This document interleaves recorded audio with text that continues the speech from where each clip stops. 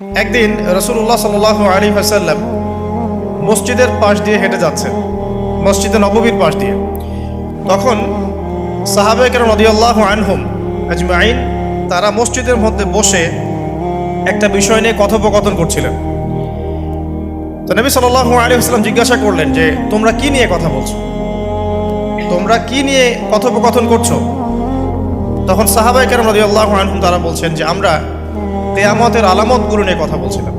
কি নিয়ে কথা বলছেন? কিয়ামতের আলামতগুলো নিয়ে সাহাবীরা কথা বলছেন। তো সাহাবীদের কিয়ামতের আলামত নিয়ে কথা বলার কি দরকার ছিল? তাদের সময় তো আর কিয়ামত হবে না। দরকার ছিল কি? সচেতনতা। তারা ফিতনায় নিজেরা যেন না পড়ে যান, এই জন্য সতর্ক থাকতে চাইতেন। এই কারণেই ফিতনাময় পরিবেশ নিয়ে আলোচনা করতেন।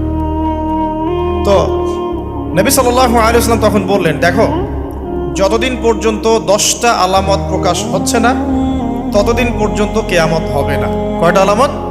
10টা। নবী সাল্লাল্লাহু আলাইহি ওয়াসাল্লাম প্রথমে বললেন 1 নাম্বার হচ্ছে মাসিহুদ দাজ্জাল। কি নাম? মাসিহুদ দাজ্জাল। 2 নাম্বার হচ্ছে ইয়াজুজ এবং মাজুজ।